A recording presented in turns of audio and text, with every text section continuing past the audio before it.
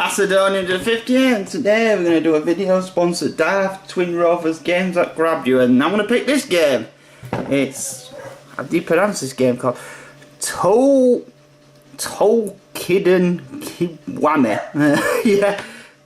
Rather than going to go, I find it kind of odd. None of the video games that have an instruction manual, but this one does. But it's not a real instruction manual, is it? It's just limited warranty crap. Yeah. So yeah, no video games ever came with an instruction manual. Also, if you're gonna have a warning government label, it's best not to call yourself FAP. That's not the best name. And there's a Tenko, which is like the pet in you. But anyway. That was a strange tangent to start with, but let's get on with actually talking about the game. So, yeah. Well, most people probably might not watch this video. I did a video on the PSP collection. One of the games I hated on the PSP the most was... Well, it actually wasn't in the worst, it was in the runners-up. Was Monster Hunter. Freedom, I think it was, I had for it. Because the gameplay was just... It never told you what to do very well. And, yeah, I go more into details in that video. So anyway, yeah, this game is essentially a clone of that game, but it removes all of the bad stuff from Monster Hunter, which I hated. All the grinding and all the stupid unfun stuff, like you can't run with a sword. It doesn't seem meant to be realistic. It's a game where you fight giant dinosaurs. Well, anyway, I'll try to put some gameplay footage up in part of this video of this game that I recorded of myself playing it, but it might look bad because it's not the easiest thing in the world to record a Vita screen because of the shape of it, and I have to hold it at the same time, so don't expect amazing gameplay or anything like that. Well, anyway, so what do you do in the game? Yeah, you run around and you basically just slice the crap out of, as you can see on this block, giant monsters. That's pretty much the entire game.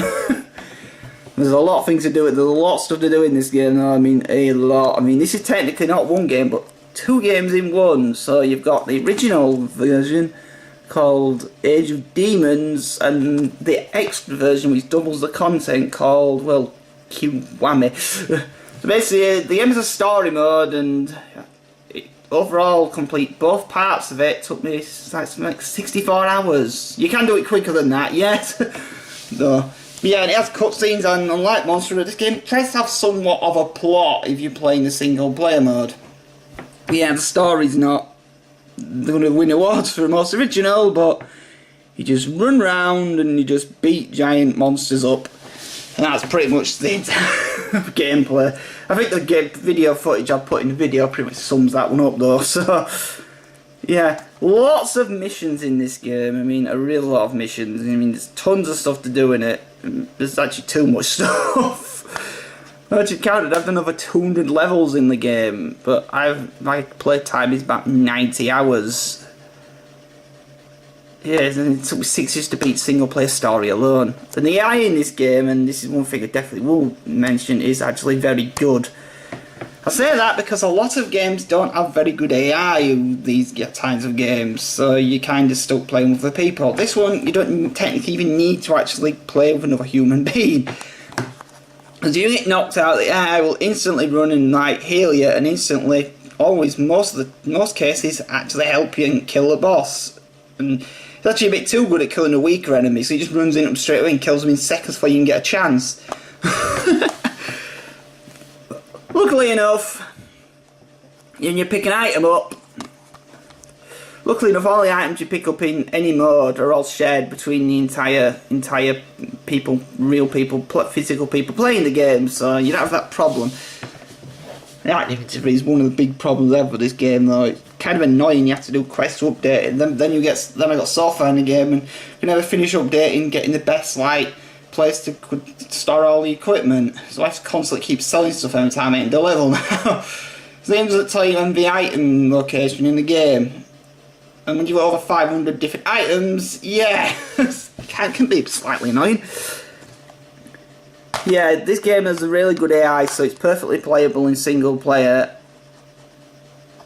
I would say some hints for you, but if you are going to get this game, You don't have. You only have to do the stages marked in red in any of the modes to actually progress to the next chapter. You don't have to finish the other ones off. Even though it'll go chapter 1 and that'll be red, and then the next one will be 5. You can skip 3 to 4. You don't have to do them. Sure, you'll get more equipment and money and stuff and better armour and stuff you can make, but you don't have to do them. You can skip them. That's probably why it took so long to beat the story, because I literally, I think, did lots of the missions you have to do. I saw this game that's made by a company called W Omega Force. I think they're the ones who made Dynasty Warriors, and yeah, this game does kind of play like Dynasty Warriors. I said there's a Monster Hunter game, it's a lot more simpler than Monster Hunter. There's very little buttons in the game. You've got one button, you keep hold of a button to use healing items, and you can talk to a gem to restore them, and 2 attack buttons. And a roll. That's it. There's not. So yeah, not a lot of combination buttons in the game. You press 2 buttons to do like a super move when you get a charge, and that smacks the limbs off, and you do more damage to the bosses with you smack all the limbs off and collect all the parts, which give you extra armor and stuff. Yeah. Another thing is, the single player doesn't tie in with the multiplayer mode, so if you connect online, you can still use the AI bots online, by the way, so if no one else is playing, you can just set a room up and the AI will just take over. If someone actually joins your game and then leaves, it instantly replaces them with an AI, so you're not completely screwed, which is a nice feature. They don't just boot you out and punish you just because one person left, and they said the AI is perfectly good on its own, so. But yeah, the multiplayer map missions are different than the single player ones. Yeah, some of them are the same, but you have to basically do it all over again for multiplayer, which is slightly annoying. You only have to do the red ones though to progress through the higher difficulties still though, so there's that.